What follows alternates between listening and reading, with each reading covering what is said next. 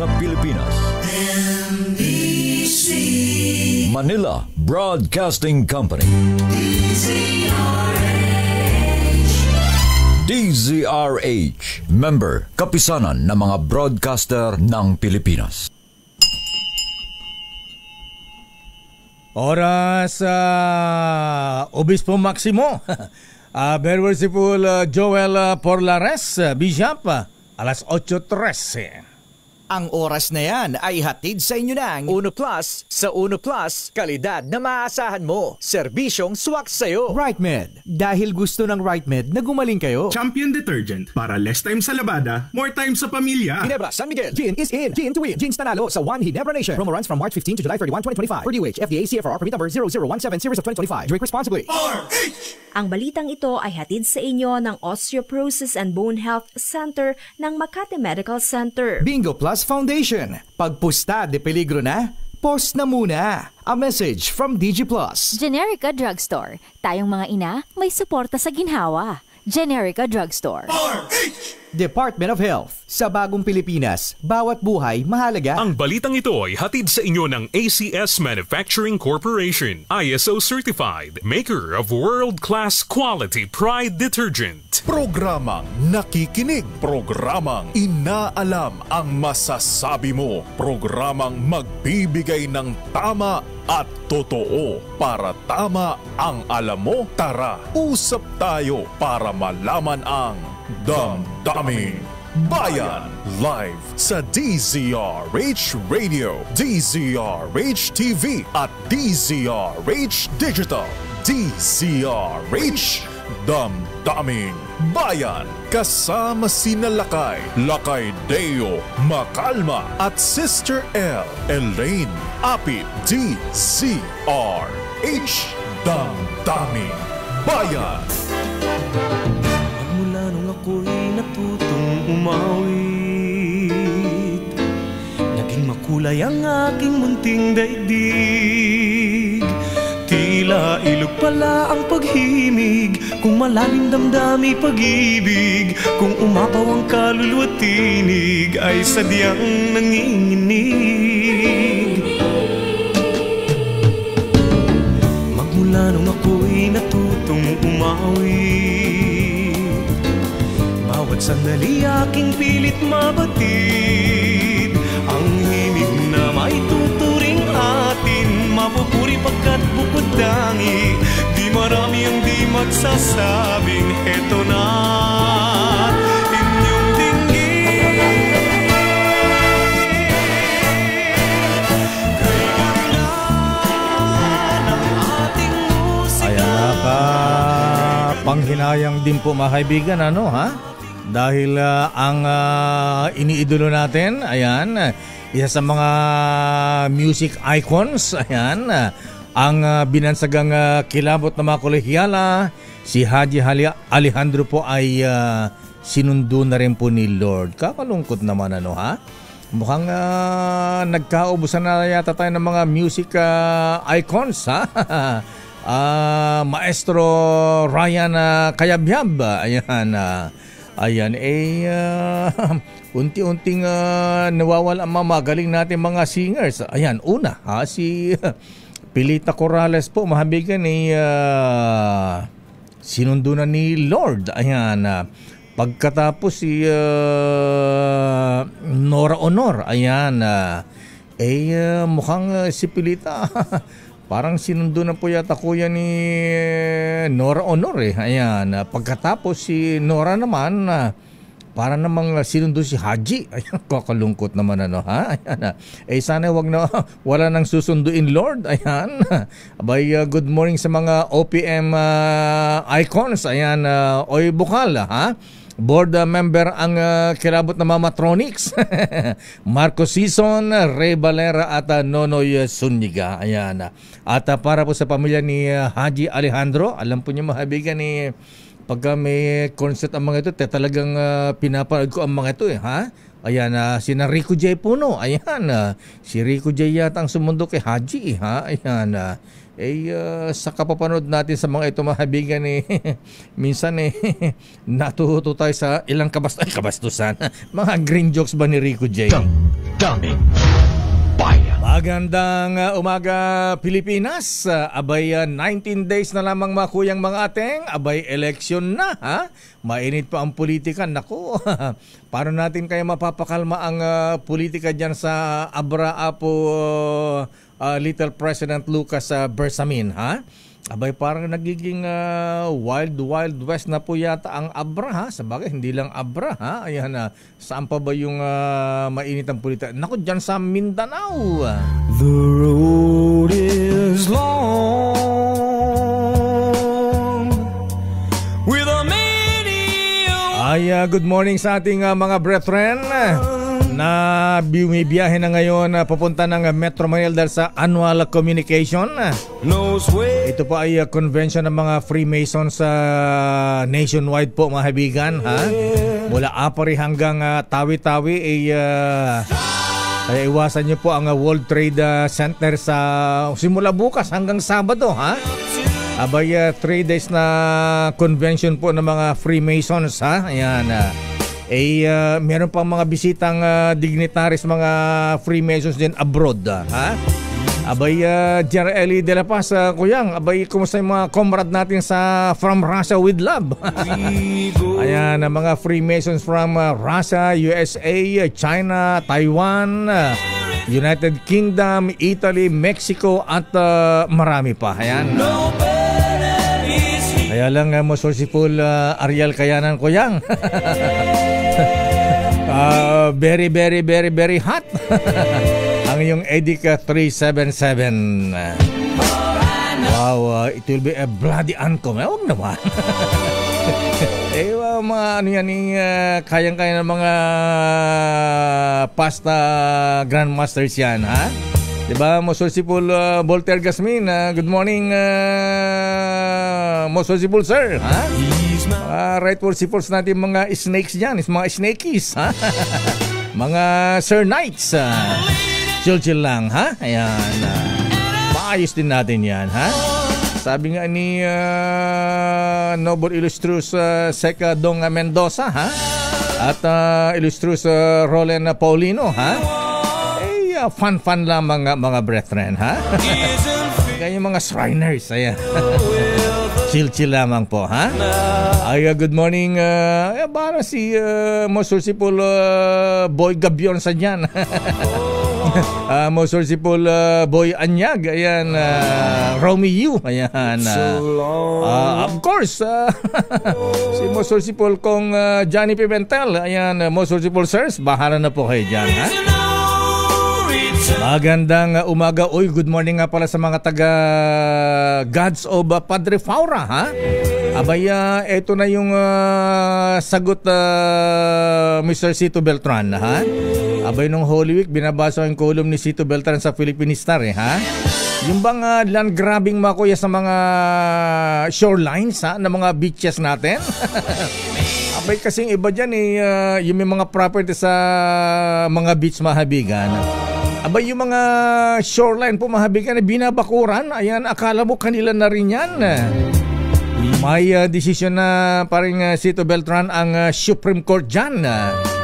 At good morning kay Supreme Court Associate Justice Ami Lazaro Javier. Ayan, siya po ang nagbigay ng ponente ng desisyon ng Supreme Court sa kanilang division na ayan dapat yung mga shoreline public property yan. Ayan, hindi inaangkin ng mga nakabili ng mga properties sa tapat ng mga beaches, di ba?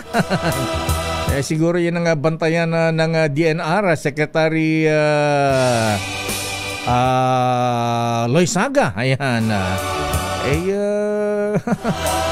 Yung mga kababayan nating gustong makalibre ng mga beach lalo na dyan sa may Batangas, Boracay, ayan yung mga magandang beach resort dyan.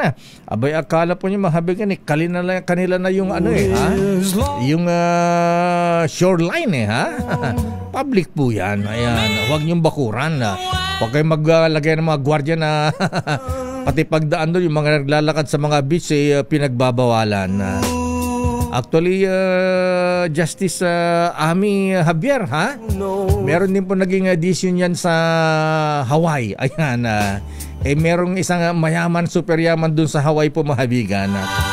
Abay, pinagbawalan pa naman inangkin yung isang shoreline dun sa ano, ha? Malapit dun sa famous na Waikiki Beach. Sabi ng korte, no way. Ayan, public property yan. Huwag mo angkinin, huwag mong bakuran.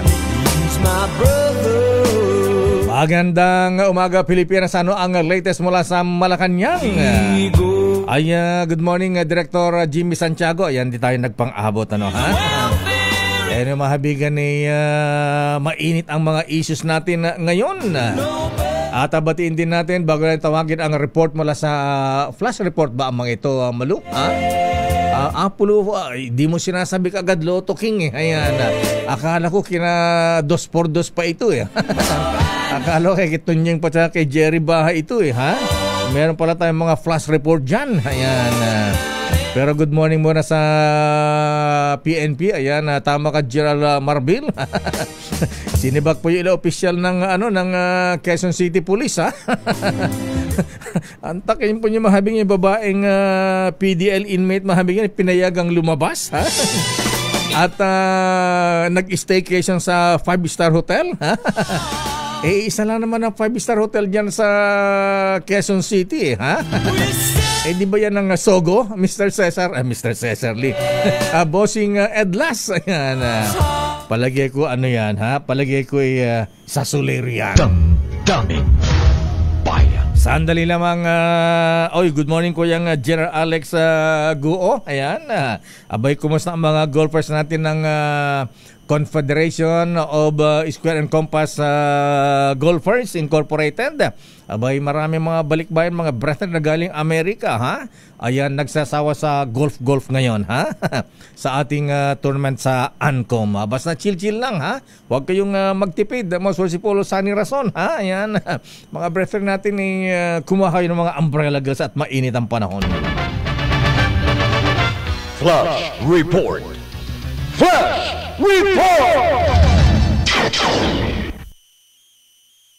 Teka, ba't naglulukot tong aking switch dito, ha? Dalawang suspect sa pagdukot sa isang babaeng Chinese sa Maynila. Arestado na ng Manila Police. Akala ko wala lang kidnapping. Akala ko fake news ang mga kidnapping, General Gina Fajardo. Ito po, mahabigan, eh. Di ba sinasabi natin yung kalat na kalat sa Chinoy community, yung may-ari ng malaking supplier ng construction materials. Pero ito pala may babae palang Chinese ang dinukot. Alamin natin report mula kay arrest number 29. Boy Gonzales, please come in. Boy G. Lakay, naaresto na ng mga operatiba ng Manila Police District ang dalawang kidnapper ng isang Chinese national sa Malate, Maynila.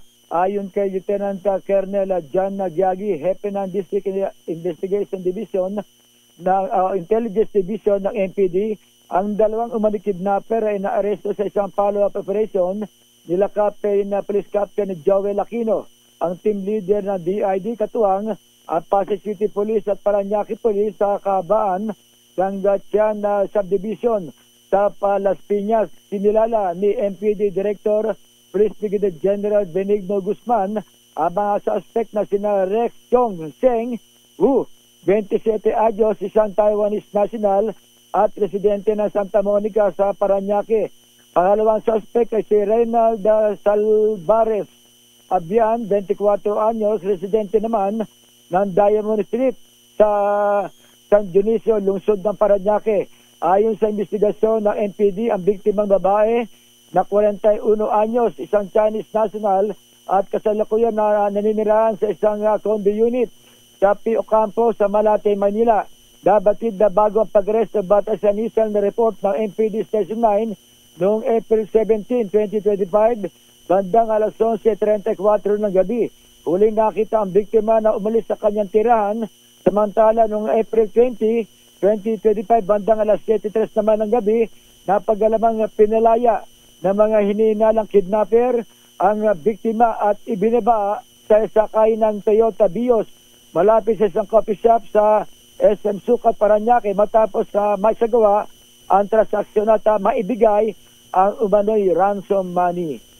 Ito si Boy Gonzales para sa Disaris, una sa Pilipinas, una sa Pilipino. Boy, andyan ka pa. Magkano binayad na ransom? Ang initial lakay na naibigay ay nasa kalahating milyong piso. Wow. Ang initial na naibigay sa dalawang suspect. Isa ay Taiwanese national, ang biktima naman ay isang Chinese national. Pero apat ito, ilan yung foreigner dyan at ilan ang Pinoy boy? Merong Pilipinong binanggit kang pangalan? Lakay, dalawa lang yan, side view. Dalawa lang ba yan? Akala ko apat yan. Isang Chinese national at isang Pinoy. At talagang tinrabaho yan lakay ng District Intelligence Division ng MPD sa pangunguna nga ni Colonel John Giagi. Kaya na-aresto itong naturang mga umano'y kidnapper ng Chinese national. Paano na huli yan? Sino nagsumbong sa Manila Police, boy? Yung kamag-anak lakay, kaya pati yung transaction, kaya pinalo up ng mga otoridad. Ayan, ba't ganito yung switch natin? So nakapag humiga ganda assistance sa police, buti naman ha? At naagapan, so sinet up itong mga kidnappers, boy. Lakay, pinalo up nila yan hanggang sa matrace ng mga police Maynila at nakipag-coordinate na rin sa mga police Parañaque at police Pasay. Ito bang grupo ng kidnappers na ito? Sa bagay, parang mukhang amateur ito eh. Wala bang connection dun sa mga kumindap kay Anson Ke? Mukhang walang report ang police na ganyan lakay. Ang nakatutok lang sila doon sa biktima ng 41 anos na Chinese national. Kaya tinrabaho niya. Inaalam din ng mga otoridad kung may mga kaso pa itong naturang dalawang umano'y kidnapper sa mga pagdukot dito sa mga ilang insidente ng kidnapping sa ilang area sa Metro Manila. Anong negosyo ng victim na Chinese businesswoman boy dito sa Manila? Hindi na nabanggit na kayo. Pero yung spot report nila isang condo unit dyan sa Malate. Okay. Dyan na nakatira yung biktima. At yun lang ang pinaka-report ng mga pulis at nagsasagawa pa sila ng mga follow-up sa iba't ibang koneksyon nitong naturang mga suspect. Ayan, bago ito. Saan tinago yung victim? Hindi nga nabanggit lang kayo. Ibinaba yung biktima dyan sa isang coffee shop. Sakay daw ng Toyota Vios. Yung kaya nga na-trace ang lakay ng mga pinalo up ng mga police, kaya na-trace yung mga suspect. Ayan, so nung nakapagbigay ng ransom, pinalaya na siya. Ayan. Pure Chinese ba itong victim o Chinay ito, boy? Pure Chinese lakay eh. Pure Chinese. Pero kahit na. Ayan. Anyway, maraming salamat. Hindi na lang alakay natin binabanggit yung pangalan para na rin sa kaligtasan itong biktima. At ito ay sa isang condo unit dyan sa P.O. Campo sa Malate, Maynila. Ba't tinatakpan pa ng mata itong mga suspect kidnapper? Dapat nilalantang ang mukha ng mga ito eh. Ha? Anyway, maraming salamat Boy Gonzales mula sa Manila Police District. Thank you. Okay nga, Rud. Bali sa iyo lakay. Flash Report. Flash Report! Isa pang flash report. Standby, Let Narciso mula sa Malacanang. Lisensya ng 97 PUV drivers na nagpositibo sa paggamit ng droga nitong Holy Week. Ayan, sinuspindi na ng LTO. Val Gonzales, please come in. Val. Mayor, sa pamamagitan ng Department of Transportation ay naglabas na ng kautusan ang LTO na nagsususpinde sa driver's license ng lahat ng mga tsuper na mga pampublikong sasakyan na nagpositibo sa drug test bago ang Semana Santa. Itong inanunsyo ngayon ni na DOTR Secretary Vince Dizon at LTO Assistant Secretary Vigor Mendoza II sa sinasagawang press conference dito sa headquarter ng LTO sa East Cabinyo, Quezon City. Ang anunsyo inilabas matapos ang isinagawa nilang investigasyon. Bukod sa 77 mayor ay mayroon pang 574 na iba pang mga driver na pinatawan din ng suspension sa kanilang lisensya sa pagmamaneho dahil naman sa pagkakasangkot sa iba't ibang mga aksidente sa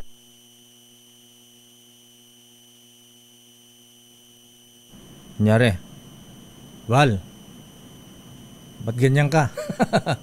Ayan, naputol na Val. Babalikan natin si Val Gonzales. Samantala, report mula sa Malacanang ang Pangulong Bongbong Marcos Jr. Akala ko siya na ang magiging GOHAS, guest of honor and speaker ng sa convention ANCOM ng mga Freemasons. Hindi pala, ha? Pangulong Marcos pangunahan ang pagbubukas ng kauna-unahang AI-ready hyperscale data center sa Pilipinas. Aba, may AI na rin tayo, ha? Sa bagay, mga magaling na mga teke dito sa atin, kayang-kaya na yan, eh, ha? Yung mga vloggers, ha? Aris number 14, saan ito let Narciso, please come in. Lakay, bubuksan ngayon ang kauna-unahang AI-ready hyperscale data center sa bansa. Pangunahan ni Pangulong Ferdinand Marcos Jr. ang aktibidad sa Santa Rosa, Laguna. Ang Vitro Santa Rosa ay isang purpose-built hyperscale facility na may 50 megawatts IT load capacity. Idinisenyo ito para suportahan ang mga global technology leaders sa larangan ng cloud computing at artificial intelligence. Inaasahang magsisilbing sentro ang Vitro Santa Rosa ng data storage, processing at connectivity para sa mga negosyo at institusyong nangangailangan ng malaking digital capacity. Ang Vitro ay pagmamayari ng ICT holding company ng PLDT Group na may direktang koneksyon sa kanilang subsea cable network na umaabot sa Asia, Estados Unidos at Europa. Sa pagbubukas ng nasabing pasilidad, inaasahang mapagtitibay nito ang posisyon ng Pilipinas bilang pangunahing digital gateway sa buong mundo. Lakay? Yung mga AI na yan, wala bang mga AI na robot dyan, Miss Let?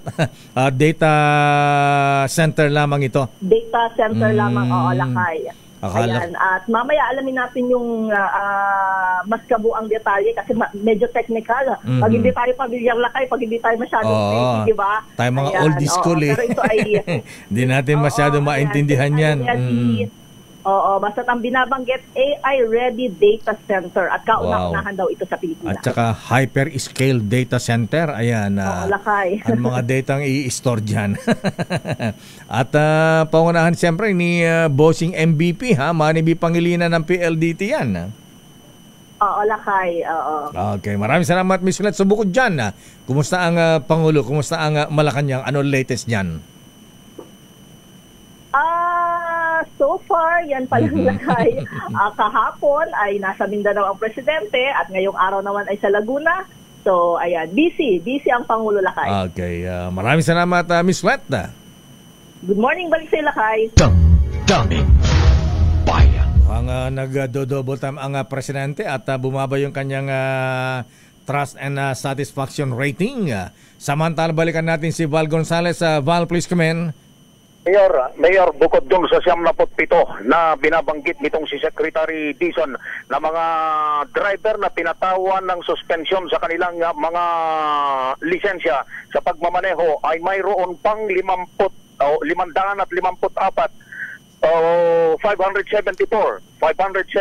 na iba pang mga driver na pinatawan din ng suspension sa kanilang lisensya sa pagmamaneho dahil naman sa pagkakasangkot sa iba't ibang mga aksidente sa buong bansa. Ito na, Mayor, ang pinakamalaking bilang ng pagpapataw ng suspension sa driver's license sa iisang pagkakataon sa kasaysayan ng DOTR at LTO. Ayon dito kay Secretary Dizon, mahalaga ang kaligtasan sa mga kalsada na dulot ng irresponsableng mga nagmamaneho. Isa sa mga driver ng bus, Mayor, na kinilalang si Mark Louis Burgos, ang tuluyan ng nirevoke ang lisensya sa pagmamaneho. Itong si Burgos, ang tsuper ng ESL bus na nag-viral sa social media noong Semana Santa matapos na makipaghabulan sa iba pang mga bus sa La Union at nag-iiyakan sa takot ang kanilang mga pasahero kasama na ang mga babae at mga bata. Dahil dito'y pinag-utos na ni Secretary Dizon ang pagbuo ng isang special task force on road safety. Sabi ng kalihim, ang task force na ito na kinabibilangan ng LTO, LTFRB at PNP-HPG ay naglalayong i-review at gumawa ng mga sistema para maiwasan ang mga aksidente sa mga kalsada sa iba't ibang mga lugar sa bansa. Ako si Val Gonzales, DZRH, una sa Pilipinas, una sa Pilipino. Okay nga Rod, maraming salamat Val Gonzales. Aba, itong si DOTR Secretary Binis Dizon, ha? Batang-bata, action man. Daming bayan. Ay, good morning sa mga taga Batangas sa 1st District ng Batangas. Abay, mukhang may mga pagbabago sa landscape din ng politika. Abay, si Ate B. Santos Recto, ha? Ayan, humiwalay na kay Eric Buhain, yung swimmer, ha? Ayan, abay, ang kakampi, ang dala naman ngayon ay itong anak ni Senator Loren Ligarda, ha? Si Leandro Lebiste na kandidato sa pagka-congressman dyan sa 1st District ng Batangas. Kung mas taga si Jay Ilagan. Daming bayan. Oras sa Chief Justice Alex Jesmundo, 8:39. Daming bayan. Oras sa Sister L. It's 8:47. Good morning Lakay at good morning sa lahat ng mga nanonood at nakikinig sa atin. Magandang umaga Pilipinas. Diyos marhay na aga sa mga kababayan ko dyan sa Bicol. It's Happy Wednesday, Lakay. Kaso malayo-layo pa yung swell day. Malungkot pa yung iba. Balot na balot ka ngayon. Kanina, kita pa ang pusod mo. Lakay, baka maipatawag ako sa kataas-taasang hukuma. Kala ko, papakita mo yung diamond na itinago ko muna. Hikaw sa pusod Itinago ko muna. Pagkalabas na lang ng studio. Kala ko, mag-beach ka ha?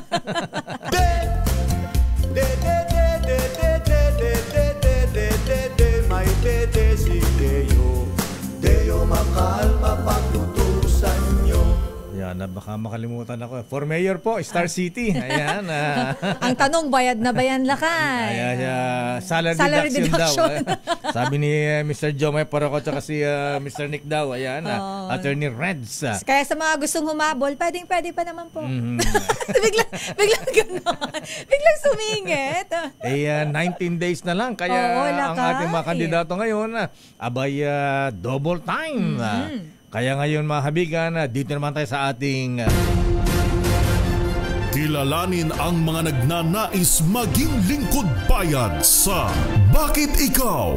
The DZRH Job Interview for 2025 Midterm Elections. Ay, beauty queen yung bisita natin kahapon. Beauty queen ulit ngayon. Yes, Lakay. Dahil napakaganda nitong ating guest ngayong umaga. Pero hindi siya beauty queen, Lakay. Pero itanong natin kung may background siya. Baka sumali siya ng mga pageant before. Palagay ko nga, pang beauty queen ito Oo, kasi yung mukha niya kanina, sabi ko, wow, ganda. Hindi ko lang sa kanya sinabi. Pero ngayon, alam na niya. Kailan pa ba i-memorize yan? Sabi ko, ready ka talaga Siyempre naman. Buti ka pa nahahanap mo yan. Pag ako nakaupo dyan maduduling na ako, di ko mahanap yung mga piniplay mo.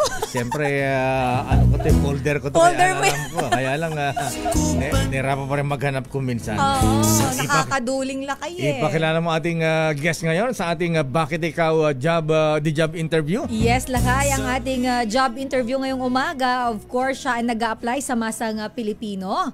Ang ating makakausap ngayong umaga ay isang konsehala mula sa Quezon City at na public servant siya o naglingkod siya bilang konsehal simula pa noong 2016. Naging konsehal din siya ng Valenzuela City sa 2nd District, Lakay mula 2004 hanggang 2013. Naging konsehal ng Valenzuela, naging konsehal pa ng Quezon City? Yes. Bakit ganun? Alamin natin, Lakay. Dalawa ang residence niya. Siya ay nagtapos ng Business Management sa Siena College, Quezon City, Lakay. At siya, Lakay, ay daughter-in-law ni dating Senator at Quezon City 3rd District Congresswoman Ana Dominic, o mas kilala natin lakay Nikki Cositeng. Ayan, kaya pala naawig na sa kay Senator Nikki. Hi, Senator Nikki, good morning. Biglang naging ay, ganun ba yung lakay pag matagal magkasama? Ganun daw yun eh. Nagkakahawig. Ayan, habang nagkakasama, tumatagal, nagkakapalitan ng mukha. Ma-beauty lakay, ma-beauty. Ayan.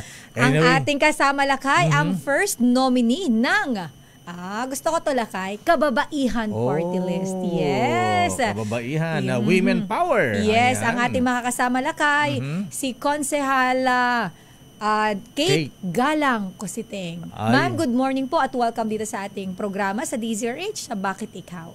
Good morning, Miss Elaine. Good morning po. Di ba lakay ang ganda? Okay na po yan. Okay na po yan. Relax lang po kayo. Ayan.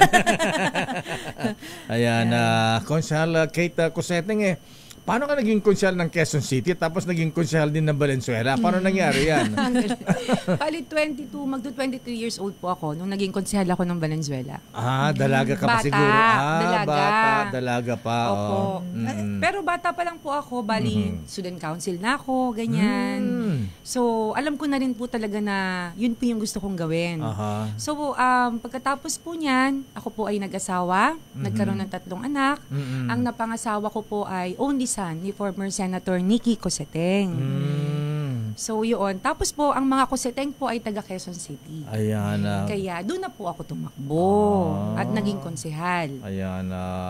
Inayawan mo yung mga gatsalyan doon sa Valenzuela. Hindi po. Ang pumalit po sa akin, yung kapatid ko po. Kapatid nyo naman. So, family of public servants. Yes, Ako po yung nag-start, sir. Ganun ba? Anyway, Konsyala Kate, ayan. Mula sa pagiging konsehala, bakit ngayon ay gusto mong sumali, ha? Mapasama sa Kongreso sa pamagitan ng Kababaihan na party lista. Ano ba ang aasahan? Ano ba ang nire-representa? Ano ba ang advocacy ng Kababaihan party lista, konsehal? Bali po nung 2016, nung nanalo po akong konsehal sa Quezon City, mag-isa lang po akong babae. So ako po yung napalapit talaga sa mga babae. Wala rin po silang choice. Kasi lahat lalaki So no 2016 po yan. Pag-transfer ko na ng Quezon City, hindi ko naisip, ano ba yan? Ako lang yung nag-iisang babae. So, only rose among the thorns. Tapos, yun po, naging malapit po ako sa mga kababaihan. As in, malapit po talaga. Pati sa mga solo parents. Doon po yan nag-start eh. Okay. So, doon ka na-expose at sila ang tinutulungan mo ngayon. So, ano ang plataforma ng Kababaihan na Party List, Konsehala Kate Cositeng? More on economic empowerment po kami. Sir Deo, makalma. Ano talaga? Lakay lang. Lakay lang. Kasi bata. Sasabihin na ni Konsehala na kasi bata pa lang ako, pinapakinggan na kita. Okay lang. Hindi, kasi pangarap ko po talaga to. Tanggap ko na yan. Talagang ilang oras lang po yung tulog ko. Alam niyo yun, nagmadali ako galing sa Baguio. Oo nga daw, ha? Talagang hindi ako pwedeng malate dito kasi yung driver ko, nung bata pa lang ako, elementary, high school, college, kayo lang po talaga yung pinakikinggan niya. Sabi ko, grabe si Deo makalma, makakaharap ko ngayon. Talagang excited talaga ako, Miss Elaine, totoo, promise. Konsehala, ma'am, ano pangalan ng driver mo? Si Kuya Oscar. Kuya Oscar, ayan. Patay na po siya. Ganun ba? Sinundo na ni Lord. Malangit na, ma'am. Sayang. Baka nakinig sa... Pero baka may dalang radyo doon. Ayan, baka nakinig sa langit. Ayan, at galing ka ng Bagyo nga pala. Ayan, good morning, Mayor BBM, Benji Banyes Magalong.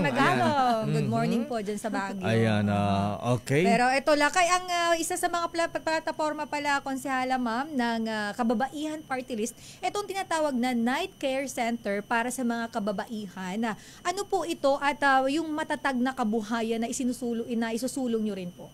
Bali, simple lang po yung Night Care Center, Miss Elaine. Yung Night Care Center, multi-story building yan. Yung second floor, ilalaan po natin doon sa mga kababaihan na trabaho niya ay panggabi. For example, call center agent, mga nurse, mga bartenders na mga babae. Kesa iwan nila yung mga anak nila sa mga kapitbahay nila o sa mga hindi nila masyadong close na mga kamarites. Kamag-anak. Oo, di ba? Hindi naman po tayo nag-iisip ng masama sa ating kapitbahay, pero baka doon pa po mag-umpisa yung problema. So doon po nila pwedeng iwan yung mga anak nila. Ayun. Ang gusto ko lang po makapagtrabaho ng maayos yung mga babae. More on economic empowerment po kasi talaga yung aking pagsasagawa ng ekonomiya sa mga kababaihan. Gusto ko silang maging financial independent. Ayan na. Siguro para sa mga solo parents ito. Pero kung may asawa naman siguro, may pamilya, pwede rin maiwanan sa bahay na hindi na kailangan na night care center na... Yes, sir. Kung may asawa naman, hindi naman po kailangan. Pero ito po ay more on sa mga solo parents at yung mga asawang nasa abroad. Ayun, oo nga tama. pala. Ayan Kasi na. marami tayong mga OFW lakay. Yung tatay nagtatrabaho sa ibang bansa, yung nanay naiiwan dito. Ayan na, totoo yan na. At nationwide ito, konsehala kung sakali. Sakali itong mag-start muna po night tayo care sa NCR. May nahanap na po ako na building. Tapos yung iba naman papagawa. Kaya lang wala po kasing, ang alam ko po maaaring mali ako. Ang alam ko po ang mga party list walang infrastructure yan. Walang pondo yan sa ganyan eh. Hindi po kami katulad ng regular na congressman na may pondo sa infrastructure, mga ganito, ganyan. Hindi po ganoon eh. Ganun ba? Akala ko same-same na ang pork barrel ng mga party party list representative saka mga regular members. Hindi po ganoon. Ang importante po sa party list, makagawa ka ng mga batas, mga programa para sa sektor na nire-represent mo. Ayan. At nakita ko sa plataforma mo, Konsehala Kate Coseteng, ayan. Abay, isinusulong nyo pala ang diborsyo? Ayan, bakit? Hindi naman, sabi ko po sa inyo, di ba kanina, malapit ako sa mga babae. Hindi po yan ibibigay sa mga tao o pamilya na hindi nila kailangan. So, para po sa kaalaman ng lahat, ang diborsyo po ay naipasa sa Kongreso. At hindi pinirmahan ng mga senador. O hindi, kumbaga naiban lang doon.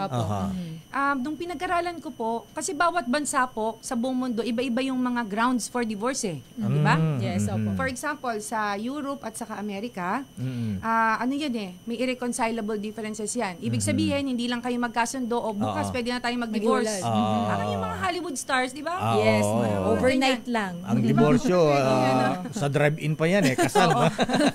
Ayun po nagkataon, sa China may 30-day cooling off period. May 30 days sila na baka mag-ayos pa to, counsel muna tayo.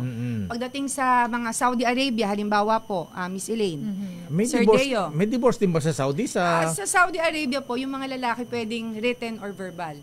Pero kung ang babae po ang pa-file, kailangan niya mag-file sa korte at kailangan niya ng solid na grounds para mag-grant sa kanya yung divorce. Pero kung lalaki po ang mag-didiborsyo sa babae, sulat lang o verbal pwede na po. Ganun ba yun? So iba-iba po bawat mga bansa. So dito sa mga napag-aralan mong divorce law sa iba't ibang bansa, so ano ang nais mong i-adapt para dito sa Pilipinas kung kayo ay pala rin na konsehala? Kakaiba po kasi independent naman tayo eh. Isang bansa tayo na pwede natin gawin kung anong gusto natin eh. Hindi po ba? Ngayon, yung irreconcilable differences po o hindi pagkakaunawaan, nakasama po sa inaprubahan ng mga kongreso. Binasa ko yung grounds nila for divorce. Ang principal author po nito ay yung Yumao na Congressman Edsel Lagman. Oo nga pala si Congressman napakagaling na Edsel. congressman yan. Nung dumalaw ako sa Congress, talagang napahanga ako sa kanya. Anyway po, gusto ko pong tanggalin yung hindi pagkakaunawaan or irreconcilable differences. Kasi po parang hindi na natin, parang mawawala na ng sanctity ang marriage po kapag sinama pa po natin yan. Yan po yung naaprubahan sa Kongreso eh. Ayoko po na ganun ang maging klase ng kinabukasan ng mga bata. Diba? Yun po ba ang klase ng kinabukasan na gusto natin ibigay sa ating mga anak? Ayaw natin yan eh. Diba? So tatanggalin po natin yan. Ayan. So as much as possible, ayaw mo ring maghiwalay ang isang pamilya. Hindi po nila kailangan last option lamang wala ito. Wala naman pong fairy tale na na kasal. Lahat po ng kasal may problema. May mga pinagdadaanan. Ayan, diba? Sabi nga, there's no such perfect marriage. Wala po talaga. Wala naman talaga. Tapos minsan pa po nahuhuli natin yung asawa natin.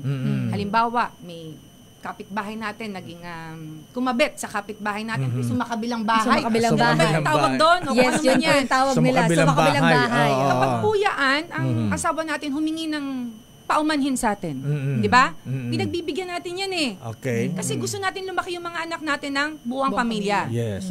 So kanino natin ibibigay ang divorce? Number 1, kapag ang pinili ng asawa natin ay siya na. So makabilang bahay siya, di ba? Ayaw niya na sa atin bumalik eh. Siya na talaga yung gusto. Hindi ibigay na natin yung divorce. Kung siya na talaga ang gusto. Hindi na babalik sa atin, sir eh. Di ba? Nangapit bahay na pala, di palayasin na. Lumayas lang ang kusa, di wag nang pabalikin. Pero pag humingi ng tawad sa atin at tayo ang pinili, as much as possible, gusto ng mga babae buo ang pamilya. Diba? So, uulitin ko po ulit. Bakit kailangan ng divorce doon? Bakit? Kasi po, kailangan ko yung sweldo niya. Pambuhay sa mga anak ko. So, once na mag-file ako ng divorce, alimony. Ayan. Yes. Nakasaad po yan sa ginawa ko sa draft ko ng divorce bill. Ang importante po sa akin, makakuha ng parte ng sweldo yung mga babae para may pambuhay siya sa mga anak niya. Siyempre naman. Wala naman po akong sinasabi na wag siya magtrabaho. Pero yung panimula po kasi importante sa akin eh. Minsan nga po dalawa na kayong may trabaho pero ang hirap pa rin. Kulang pa rin. Diba? Kinakapos pa rin. Totoo yan. So yun po yung importante sa akin. At saka siguro yung VAUSI, yung violence kasama po against yan. women. May humingi po sa akin ng tulong na isang babae. Ngayon na lang po to dahil siguro nababasa niya sa page ko. Through my staff. Buntis po siya, ayaw po siya pakainin ng asawa niya. Ala, grabe naman yan. So, sino isa yan? Po yan sa Pagulpi natin yan. Pinagulpi yung asawa. Tapos, meron din po humingi ng tulong sa staff ko pa rin, hindi pa rin direkta sa akin. Pero kasi napapanood niya ako eh. Okay. Ni-rape yung dalawang bata na anak. Incest. Incest, ano? Dyan, dapat po ibigay po natin yung divorce. Ni-rape yung dalawang anak eh. Tsaka di lang divorce yun. Dalhin sa munti na yun, kulong na yun. Kulong na din yung hiwalayan at ikulong. Ayan, hindi po ba? So, domestic violence, yan, at drug abuse. At yung panghuli po ay abandonment. So, nasabi ko na po lahat ng mga grounds na gusto ko lang po ng kababaihan party list. Yung abandonment po kasi, napaka-importante. Halimbawa po, 1 buwan pa lang po yung asawa natin sa Dubai, sa Saudi Arabia. Ay, oo. Tapos, hindi ka na nagpadala ng pera, hindi ka na nakatanggap ng pera. Ano ibubuhay mo? Baon ka na sa 5-6 noon, sir. Ano ibubuhay mo sa mga anak mo? Actually, merong may mga nakausap ko, may mga agencies na maganyan. Yung mga OFWs natin, bago pa umalis, may may agreement na portion ng kanyang sweldo ay ireremit talaga dun sa pamilya. Sana ganun yung dapat maging batas yun na lahat ng mga OFWs yung kalahati siguro ng sweldo or depende kung anong percentage para may siguradong support ang pamilya. Sana nga po, sir. I mean, sana lahat ng kumpanya ay ganyan. Pero kung nag-decide po kasi yung asawa natin na sa Saudi Arabia nagkaroon siya ng girlfriend doon or nagkaroon na ng pamilya, at least pa nag-file ng divorce yung babae na nasa Pilipinas, makakuha po siya ng parte ng sweldo ng asawa po niya. Yun po naman po yung importante sa solo parent eh. Totoo yan, yung support. Support. Pero Lakay, may magtatanong kay Konsehala Kate. Nasa labas ang ating kasamahan na si RH15 Giselle Ricafort. Mayroon siyang katanungan po sa iyo, Konsehala. Ma'am Giselle, sino ang kasama mo at ano ang kanyang katanungan kay Konsehala Kate Cositeng? Giselle. Magandang umaga po. Lakay, si Sir El, nandito tayo ngayon sa bahagi ng Gilpuyat sa Pasay City. Kasama natin si Ate Josephine Guyos. At narito yung kanyang katanungan para sa kababaihan party list. Ayan na. Ayan. Sorry po, hindi ko po kayo napakinggan. Hello, good morning po. Good morning. Good morning po. Good morning. Good morning. Pangalan mo, ate? Josephine Guyos po.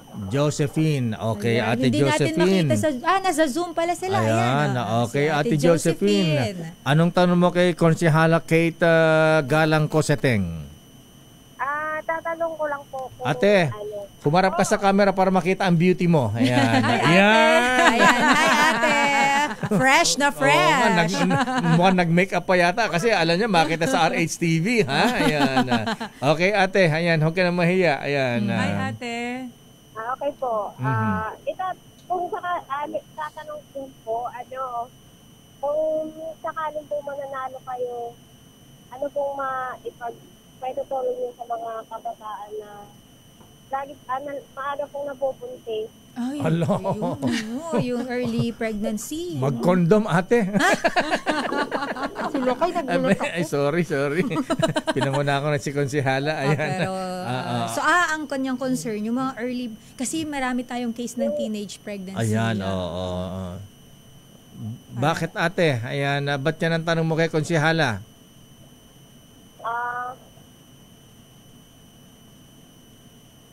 May hugot si ate. May hugot si ate. Huwag mo na raw alamin lakay. Sige, ate. Okay na. Pasagutin na natin si Konsihala Kate. Kasi iyak na si ate. Ayan. May hugot si ate. Ayan. Okay. Hi, ate. Ayan. Ay, si Lola. Hello po. Nay. Alam ba ni nanay? Akala ko si Lola nagbuntis. Ikaw talaga lakay. Sige, sasagot na si Konsihala Kate kay ate Josephine. Pwede na akong tanggalin ito. Ayan, okay lang po. Ayan. Bali po, ganito po yan. Maganda po kasi para ma-prevent po natin yung early pregnancy. Sa eskwelahan po dapat tinuturo na po yan. Mm-hmm. So, dapat high school, no? Ayan, so, high school. High school pala. Hindi, ang katumbas niyan ngayon grade ay grade 7, 8, 9, 10. Tama ba ako? Yes po, 11, 12. Mm-hmm. Yung 11, ayoko yan eh. Senior high school, tatanggalin ko yan. Mabigyan lang ako ng K-12. pagkakataon. Dagdag Dagdag lang, pahirap lang po yan sa pamilyang Pilipino. Totoo yan. So, huwag na natin siya isama. Sa 4 na taon na yan, dapat tinuturo na po natin. Sa high school na. Ayan. Sa high school na po. Grade 7 na. Ayan. 7 to 10. Yun po yung importante sa akin, education. Ngayon po, kung nandiyan na po ang baby, dapat po ay suporta po ng ating gobyerno pagdating po sa mga number 1, kasi nakatatlong anak na ako, sir eh. Ang pinaka-importante po dyan yung vitamins. Opo. American tiki-tiki ba? Sir, yung vitamins dyan, mga folic acid, yan ang mga importante sa yung mga bata ay healthy sila lakay.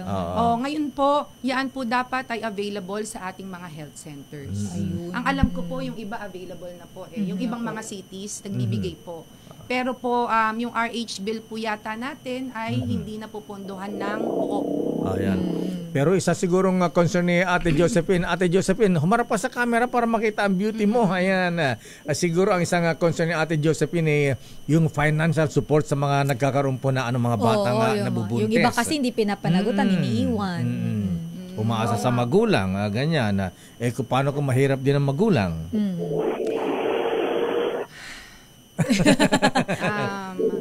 Ma'am, sa ngayon po wala po akong financial support sa ating mga biktima po ng actually hindi naman siya biktima, baka choice niya po kasi, 'di ba? Baka choice niya na mabuntis ng maaga or nagkamali po. Nagkamali. Sabihin natin nagkamali. So sa ngayon po wala po tayong financial support sa mga kabataan na nabuntis ng maaga. Pero ang suggestion ko po talaga dyan ay maaga pa lang po ay ituro na yan sa eskwelahan para po maiwasan po yan.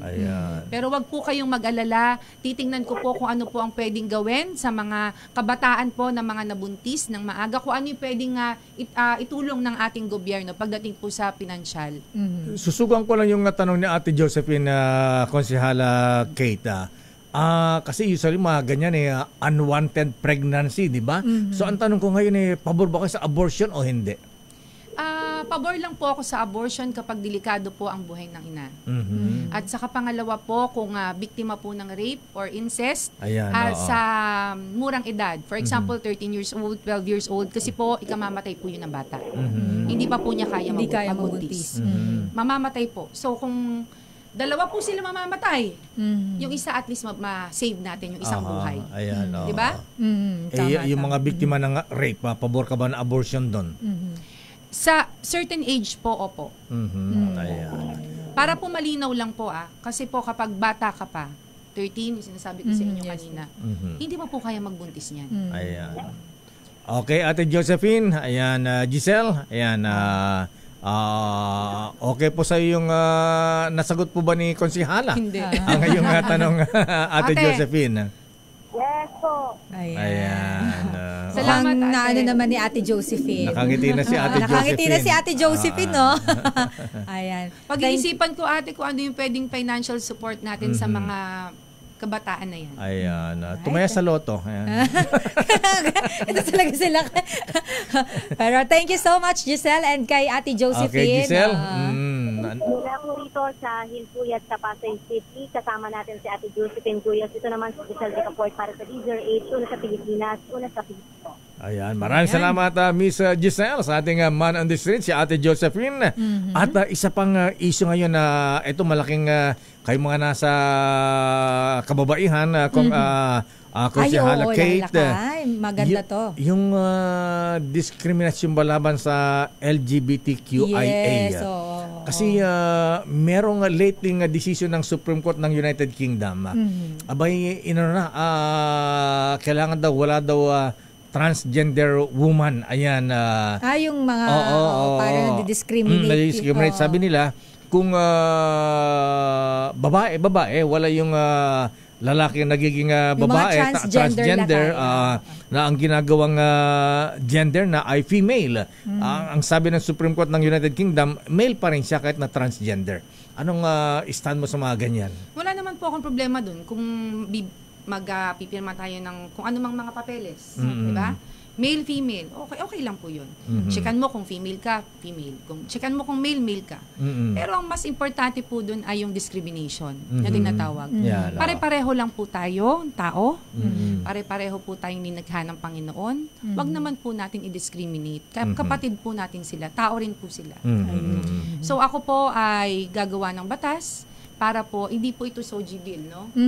Purely anti-discrimination lang talaga siya. Na wag lang po natin i-discriminate ang mga LGBTQIA++. Yun lang po. Wag natin duduraan sa kalsada. Respetuhin natin sila bilang isang tao. Yun lang po yung importante sa akin. At pag kami nang babasos na ganyan, kasi merong batas sa Quezon City, yung bawal pituhan yung ano? Yung bawal bastos law kasi lakay. Bawal yung ganito, konsyala. That is a freedom of expression. Ayan, yung mga ganun. Yung mga ganun nga. Tsaka lakay kasi sa kalsada, konsehal, ma'am, ano, kahit ako lakay nakakaranas ako niyan, yung mag-whistle and then ay, sexy, ganun yung mga ganun. Parang gusto kong saktan eh. Disiplinahin lang natin yung ating mga kasamahan. At siguro importante po yun. Ayan, ewan ko lang, ayan, alam ko sa Quezon City yata itong ordinansa sa Quezon City yata ito, konsehala. Ayan, ano ba ang penalty? Hindi niyo matandaan kung sinong nag-file Meron na tayong batas lakay, yung bawal bastos law. Oo nga. Meron na tayong ganun yung catcalling. Ayan, yung mga catcalling ang tawagin.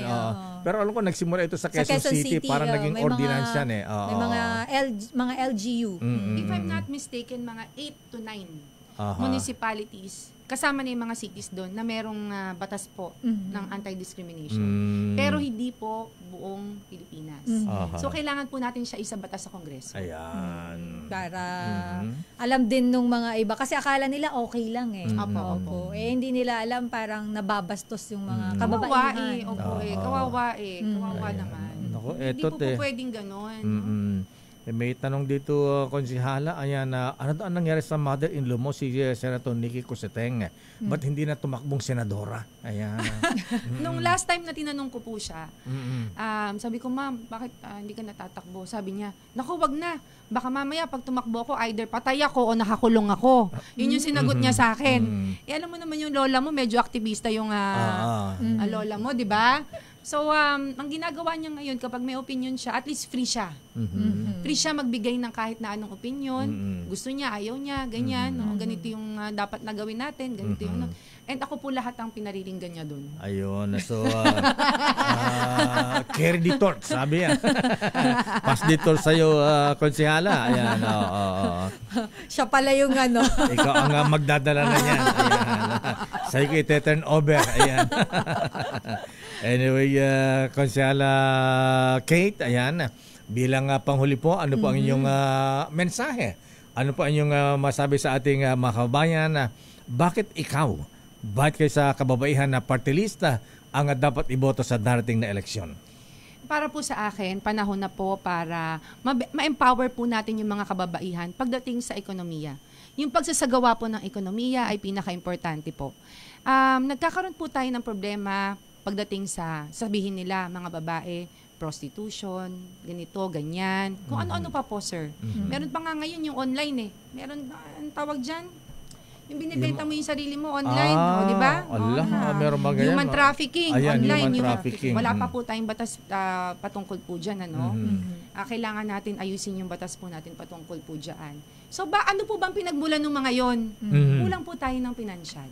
Poverty, kahirapan. Kahirapan po. So, gusto ko pong i-empower ang mga babae sa pagdating sa pagsasagawa ng ekonomiya. Kaya po kanina binabanggit ko po sa inyo, binanggit niyo po pala sa akin, yung microfinance, yung matatag na kabuhayan. Gagawin ko po kasing batas yun Microfinance Law for Women. Opo. Na kung saan makakautang yung mga babae. Kasi para maging isang Pilipino ka, napakahirap po maghanap buhay. Totoo po kailangan yan. na mag-apply ka sa bangko, may collateral ka, may ganito ka. Daming requirements, Ang dami pong requirements. Sabi nga po sa akin ng mga babae na kausap po kahapon, Kong, pwede po ba, or konsihala, dalawa tawag nila sa akin, minsan konsi, pwede po bang isang layong asawa? Sabi ko, grabe naman yan. Hindi po, ibabalik po ng bangko yung asawa po ninyo. Sabi ko, gano'n. So anyway po, panahon na po kasi walang collateral ito Ipo-propose ko Okay? Long-term solution po yung sinasabi ko. I have nothing against ayuda. Because yung ayuda naman ay nakakatulong naman po sa atin. Diba? Kaya lang po, minsan 5 araw lang po yan sa palengke. Minsan 3 araw lang yan sa palengke sa taas ng bilihin po ngayon. So ito po, pag nagkaroon po sila ng sariling hanap buhay nila, at walang halong politika, ibig sabihin, hindi siya dadaan sa kababaihan party list. Okay? Ang application nito ay online, DSWD, DTI, ganyan. Ngayon ko nga lang dinagdag yung DTI So, DSWD lang nung una. Sabi ko, teka lang, baka hindi kayanin. Dapat kasama yata yung DTI. Tapos ang magre-regulate ay Bangko Sentral ng Pilipinas. So, pag nagkaroon tayo ng Microfinance Law for Women, makakapag-produce tayo ng madaming produkto. Katulad ng India ngayon, progressive country Pag tinignan mo, nag-aral po ako sa Amerika. Tinanong ko yung mga kaklase ko, mga Bombay. Sabi ko, bakit ang ganda ng in English? Sabi ko, what did you do in your country? Kasi pag pinicture mo yung India, mahirap na bansa po yan Pero ngayon, bakit progresibo sila? Bakit sila may pera? In-empower po nila yung mga babae. Binigyan nila ng puhunan sa negosyo, yung mga babae. So gusto ko rin po mangyari yung sa bansa natin. Lalo na po yung mga magsasaka natin ng mga babae. Na nagsasaka sila na hindi sa kanila yung mga lupa. Ngayon mayroon na po silang pagkakataon na mabili yung lupa. Di ba po? Pagka naaprubahan yung loan nila. Ngayon po, ang proposal ko po is, proposal lang naman po to. 250,000 pababa, walang collateral. 250,000 pataas, may collateral. Siyempre, malulugi naman yung gobyerno natin. Mababa, di ba? Tapos mababang interest po. Kesa po, mangutang po tayo kung saan-saan na napakataas po ng interest. Baka hindi po natin mabawi ang ating kapital. So, hindi po ito po nalilimitahan sa 15,000 pesos kasi pwede siyang dagdag puhunan So, panahon na po para magsagawa ng ekonomiya ang mga kababaihan. Gusto ko po maging financial independent ang mga babae. At pasisimulan ni Senator Nikki Cosseteng ang pagpapautang. Bakit siya? Si Kong daw lakay Pero sanay na po ako doon. Kahit na po yung mga MC, ang tawag sa akin Nikki Cosseteng. Opo, totoo. Oo nga, nagkakawig na ni Senator Nikki. Ayan. Hi, Senator May Nikki. ID na ako nun, sir, ha? Kaya lang nakalagay sa ID ko, Kate Cosseteng, di ba? So, minsan magbibigay ako sa SM ID, di ba? Tapos credit card, di ba?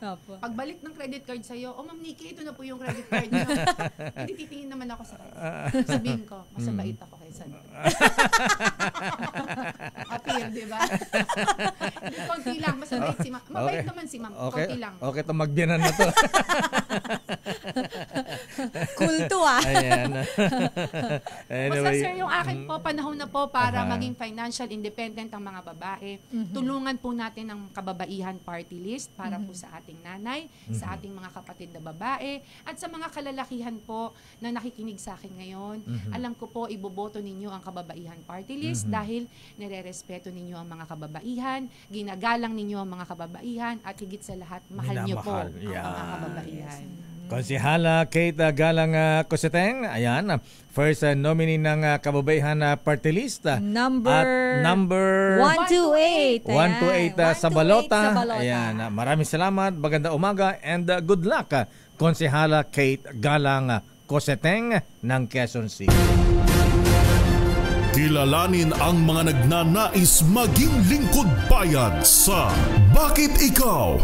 The DZRH Job Interview for 2025 Midterm Elections. It's 9:26. Sandali lamang at babati muna tayo ng happy birthday rito. Happy birthday muna kay Joanna Cristel Calanday. Ay Joanna, binabati ni Kuyang Dong Hulipas.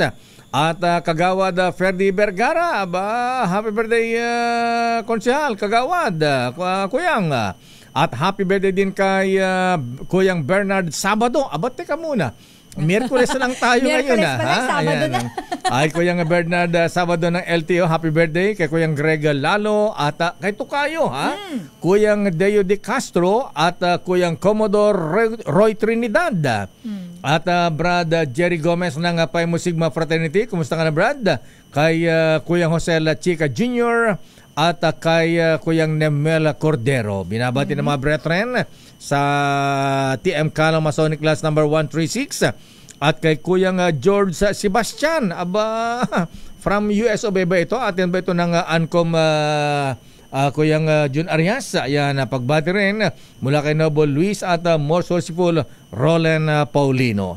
Lakay, at congrats din sandali, kay Kuyang Brad Eddie Hara at Kuyang Danny Ke ng Davao Masonic Class number 149. Award din na para ng LML Kuyang, Lifetime Membership Award. Ayan, silver aprons na sila. Ibig sabihin niya, Sister LA, 25 years na silang nagseserbisyo sa Freemasonry. Yan ba kayong may mga ganon dito? Ano yung mga ganon? Yung parang may mga uniform. Yung may mga apron, ayan. Yung pagka nakita ko. May apron, di naman kusinero, di naman chef. Ayan, kami yan. Yung may kulay blue ba yun? May kulay blue, ayan, may yellow, ayan, ano yan. Depende sa ano yan. May ano pala yun? Depende sa rank mo yan o kaya position mo sa Freemasonry. Ay, ganun pala yes, yun. Kaya pala sabi ko, ba't naka-apron to? Pero babatiin ko lakay ng happy birthday ang aking lola. Ayan, si Lola Noni Penilla Kadag. At lakay 90 years old na siya. Wow, yes. Batang-bata, ha?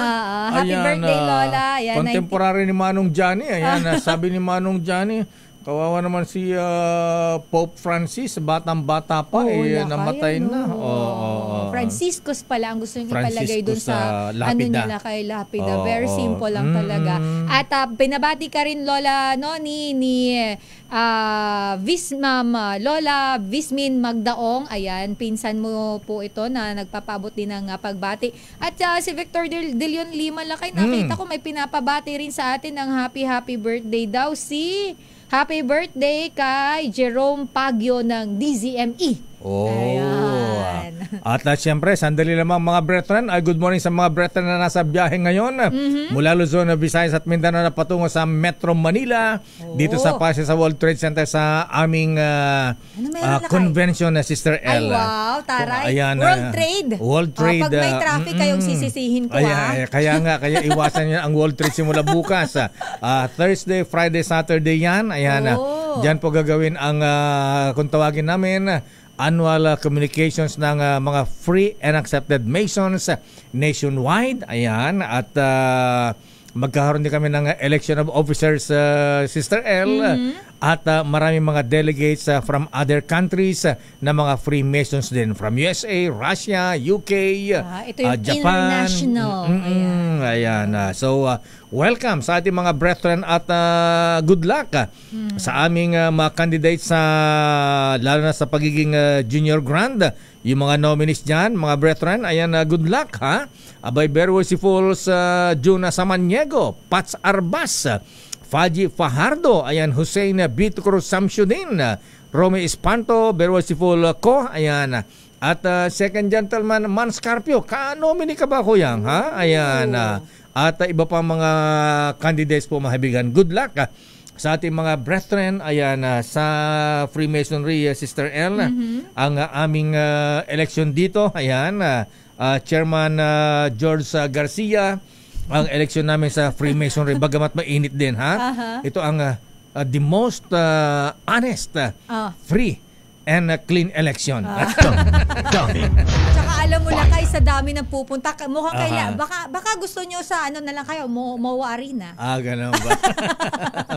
Actually, PICC sana, kaya lang nabago dahil under renovation ng PICC, Sister L. Kaya sa World Trade kayo. Kaya sa World Trade na lamang po kami. Ayan. Kapit bahay lang natin. Parang hindi ka malilate dyan, Lakay.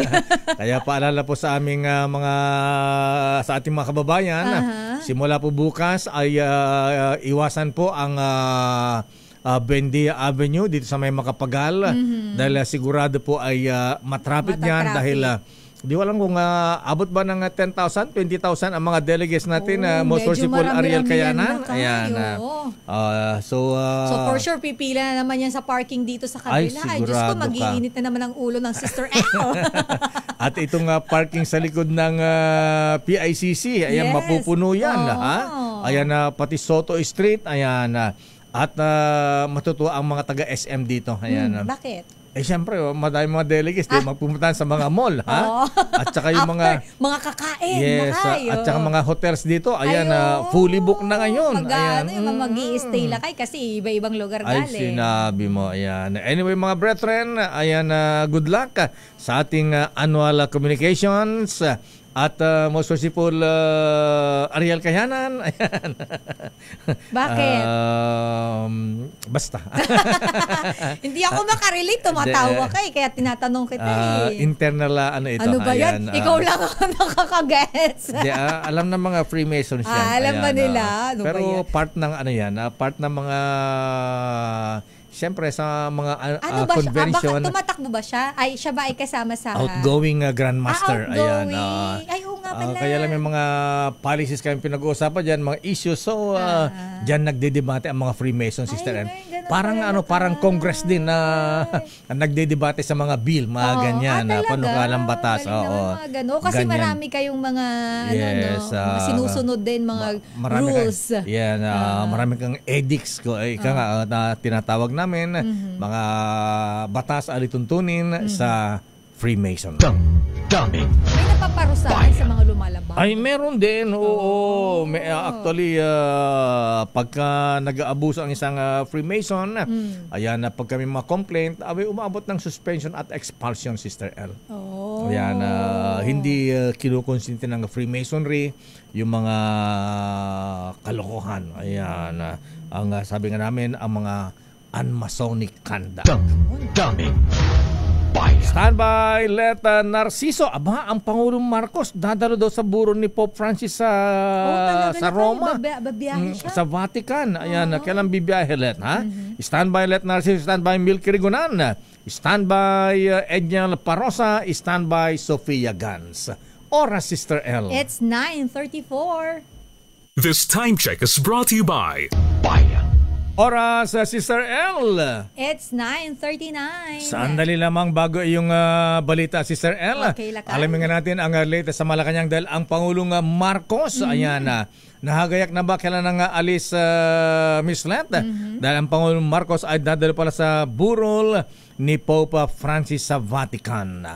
Oras number 14. Let Narciso, please come in, Miss Let. Lakay, personal na makikiramay si Pangulong Ferdinand Marcos Jr. kasunod ng pagpanaw ni Pope Francis. Kinumpirma ni Palace Press Officer Claire Castro na dadalo ang Pangulo at si First Lady Liz Araneta Marcos sa burol ng Santo Papa sa Vatican City. Wala pang binanggit ang palasyo kung kailan lilipad ang first couple patungong Rome, Italy. Nakaburol ngayon si Pope Francis sa kapilya ng Santa Marta pero ililipat ang kanyang labi sa St. Peter's Basilica ngayong Miyerkules ng umaga oras sa Vatican at sa Sabado nakatakdang ilibing si Pope Francis.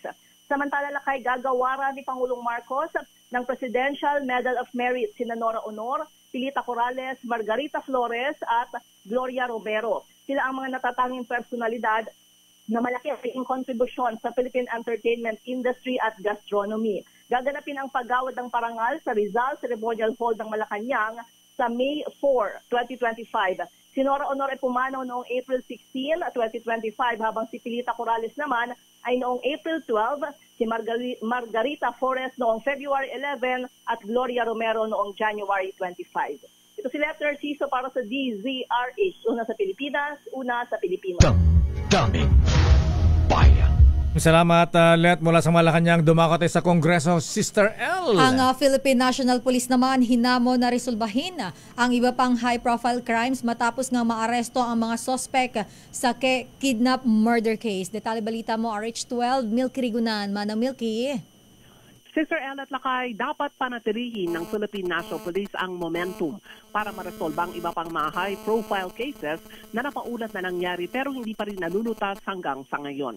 Itong hamon sa PNP na Surigao del Norte Representative Robert Ace Barbers at Laguna Representative Dan Fernandez. Ay kay Barbers, ang pagkakahuli sa mga suspects sa pagkidnap at pagpatay sa negosyanteng si Anson Ke at sa driver nito na si Armani Pabilio ay resulta ng intensified law enforcement efforts ng PNP. Sabi ni Barbers, chairman ng House Committee on Dangerous Drugs, dapat ituloy ang momentum at paigtingin ang pagtugi sa iba pang kaso ng kidnapping na napaulat pero hindi pa rin nare-resolba.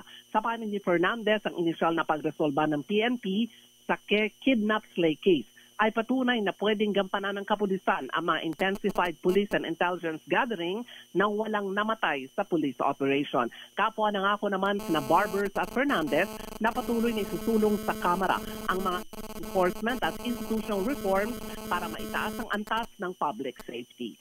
Ako si Milky Rigunan, nagulat para sa DZRH, una sa Pilipinas, una sa Pilipino.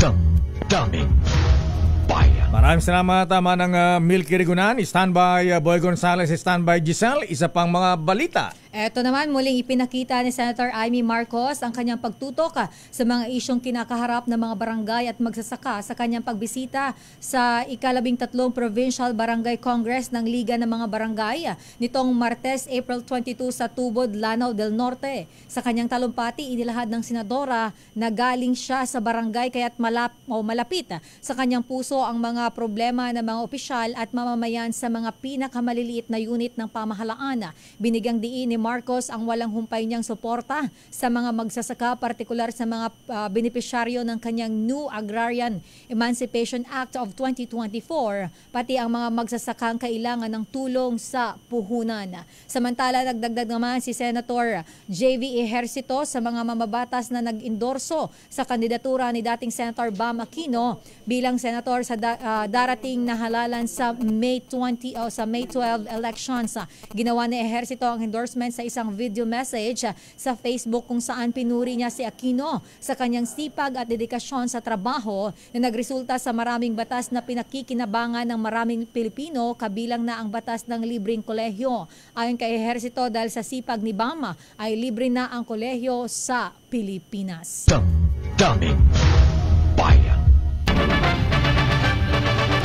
Flash Report. Flash Report! Standby Edniel Parosa, abay isang barko palulubugin sa balikatan exercises. Wow! Anong barko kaya ito? Barko yan, Sister L. At etong karimari-marim na balita, mahabigan, ha? Retired Justice ng Court of Appeals, kinasuhan sa Supreme Court. Allah! Bakit? Justice, mahabigan. Kinasuhan sa Supreme Court. Wow! Flash Report. Flash Report! Antabayan po ang detalye mula kay Boy Gonzales sa Oras, Sister L. 9:44. Hi, I'm Dulce. Sa Sister L, sandali lamang Boy G. Sino itong justice na kinasuhan sa Supreme Court? Pero ito man ang report mula kay Edniel. Barko palulubugin? Alamin natin, wow. Lakay. Anong klaseng barko yan? Nasa'yo. RH52, Edniel Parosa. Ito, lumang BRP Miguel Malvar palalakay. Palulubugin dyan sa maritime strike ng Balikatan 2025. Laki pa rin yan. Oo, alamin natin ang report mula kay RH52, Edniel Parosa. Edniel. Lakay at Sister L, sa pangalawang sunod na taon, isang lumang warship ng Philippine Navy ang palulubugin sa Philippines-US Balikatan Exercises. Aron siya ng Armed Forces of the Philippines, target ng kasadong maritime strike activity sa bahagi ng West Philippine Sea ang decommissioned na BRP Miguel Malvar. Nakatakda itong naturang aktibidad sa karagatang sakop ng San Antonio, Zambales sa Mayo 15 o Mayo 5. Matatandaan noong 2024 o nakarang taon, isang Chinese-made na barko, itong BRP Lake Caliraya, ang pinalubog ng missile frigate sa BRP Jose Rizal.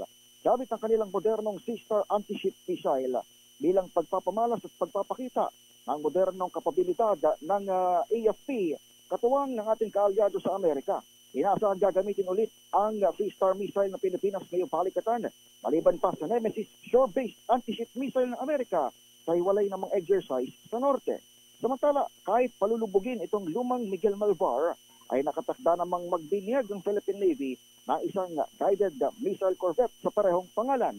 Magugunit ang tinanggap na ng Department of National Defense at AFP ang pinaka-advanced itong naval asset na FFG-06 galing South Korea na papangalanan ding bagong BRP Miguel Malvar. Ayon sa AFP, kaya nito ang anti-ship, anti-submarine at anti-aircraft operation. So palulubugin yung lumang Miguel Malvar, pero soon bibinyagan na itong mas bago, mas modernong BRP Miguel Malvar. Ito sa Edniel Parrosa, nag-uulat para sa DZRH. Una sa Pilipinas, una sa Pilipino. Daming bayan. Maraming salamat, Edniel, para sa ating flash report. Flash report. Flash report.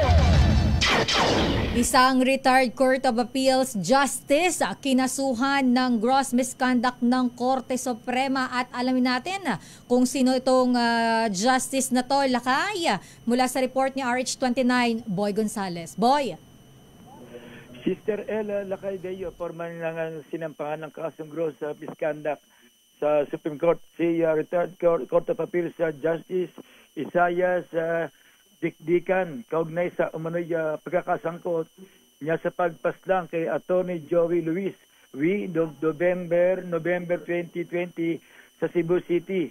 Ayon sa Court Administrator kay Justice Raul Villanueva, ang kaso ay inendorso na ng NBI sa Cebu City Prosecution Office. Binigyan naman ng 10 araw ang nabanggit na retiradong maestrado ng CA upang magsumite ng kanyang kasagutan. Samantala, pinabura naman ng Supreme Court ang 3 barangay sa Baguio City na magdaos ng bingo games bilang fundraising project sa botong 11-4. Pinagtibay ng AC, hindi na kailangan daw ng barangay na kumuha ng permit mula sa PAGCOR alinmang ahensya dahil ito ay sakop ng kanilang lokal na otonomiya. At kanina lamang Lakay ay nagbigay ng panayam si Chief Justice Alexander Gasmundo. At muli siya nagpaalala Lakay sa publiko hinggil sa ilang individual na nagpapakalat ng mga peking kautusan, notices at mga abiso mula sa Supreme Court, Municipal at Regional Tri-Court.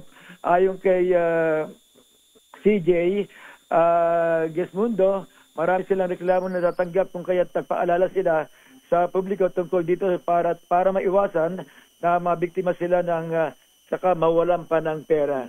Yan Lakay yung panayam kay Chief Justice Alexander Gasmundo dito sa Media Summit na isinasagawa sa lungsod ng Baguio. Kinakamusta ka nga pala Lakay? Si CJ regards kay Justice Gasmundo kanina. Kamusta ka raw? Sabi ni CJ Gasmundo. Ayan, kaalis lang Lakay At tapos kasama si Justice Midas Marquez, si Justice Raul Villanueva ng Court Administrator at iba pang Justice at si Attorney Camilting ang tagapagsalita ng Supreme Court. Balik sa iyo Lakay Dayo at Sister El. Maraming salamat Boy Gonzales. Pero nakalungkot naman retired Justice ng Court of Appeals, Justice Isaias Dikdikan, kinasuhan sa Supreme Court. Ayan, may kinalaman sa isang kaso ng homicide o murder. Your business is our business. Sa balitang negosyo, ang Department of Trade and Industry suportado naman ang expansion ng Pop Mart sa Pilipinas. Report ni Sofia Gans. Sofia. Suportado ng Department of Trade and Industry ang expansion ng Chinese toy brand na Pop Mart sa Pilipinas bilang bahagi ng plano nitong pagpapalawak ng brand sa Southeast Asia. Bumisita noong April 10 ang PopMart International Group sa Manila at pinag-aralan ang iba't ibang lokal na oportunidad kabilang ang retail expansion, investment strategies at collaboration sa mga Filipino creatives. Sa inilabas na pahayag ng DTI noong April 22, sinabi ng DTI na nakipagpulong ang PopMart sa Philippine Franchise Association, Board of Investments, Consumer Protection and Advocacy Bureau, Design Center of the Philippines at Intellectual Property Office of the Philippines upang pag-usapan ang regulatory requirements, market entry strategies at potential partnerships. Nais rin ng PopMart na makatrabaho ang iba't ibang Filipino creatives upang makagawa ng collectibles na inspired ng kulturang Pilipino. Sa ngayon, mayroong 2 pop-up stores ang PopMart sa SM Makati at SM Mall of Asia. Samantala, nagsara ang palitan ng piso kontra dolyar kahapon sa halagang 56 pesos and 68 centavos kada US dollar. At yan ang ating balita sa mundo ng negosyo. Your business is our business. Ito si Sofia Gans para sa DZRH, una sa Pilipinas, una sa Pilipino. Maraming salamat, Miss Sofia Gans. The road is long. At sa ating mga brethren natin sa ating annual communications, good morning. And good luck mga brethren sa ating annual communication. At welcome sa ating mga brethren from overseas. At yan nakabuha natin palatunto ng Damdaming Bayan. Ako po si Deo Macalma. Ito naman po si Sister L. Elaine Api. Stay safe everyone. God bless po. Operasyon Tulong susunod na. Wonder Woman, Miss May Binauhan. Bye-bye. Yeah.